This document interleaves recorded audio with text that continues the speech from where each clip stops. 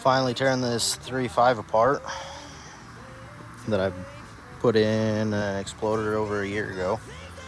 This is the one that came out, but stuff.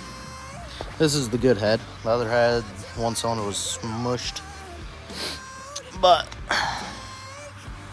this is our rod that failed. The rest are still in there. But this is the cool part. Ow. I can wave to you. Hello.